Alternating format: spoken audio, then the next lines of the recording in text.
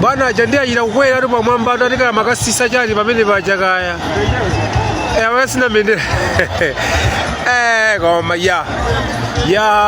Kali konse tikaona Akon is here. Komano kuluja makasisa mendera ya MCP. Ditu panopa nzuzu yafuta pano. Yafutilatu yachemelatu nditu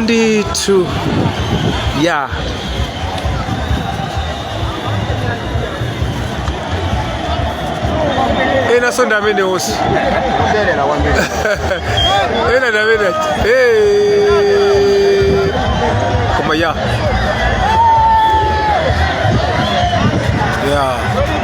aonde akuimba ripa komnapo tiimeti chose chakwera Magayizi ajja kutandiza nabe kuti ali mbendera za MCP zali zijoke koma kali konse tikaona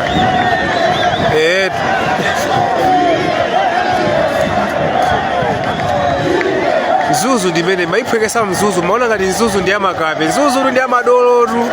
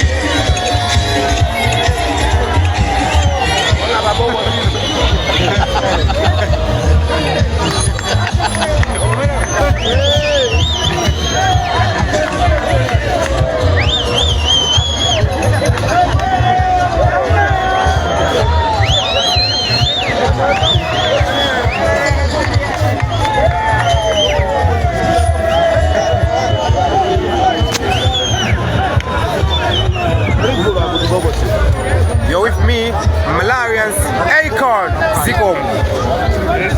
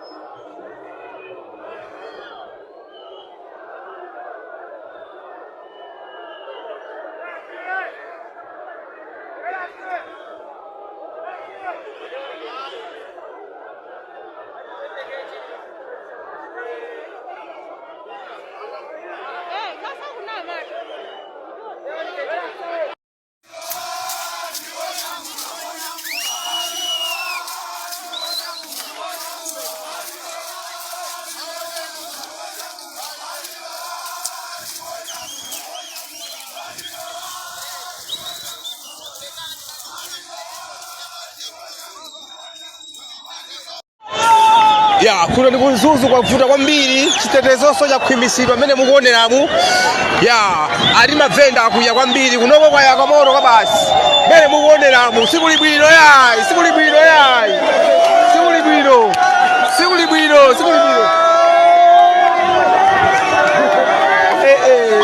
ndiwaone sisi zimene zikhala bwanji kuona bani zikhala bwanji zatanya mulabongo sitaona ana bani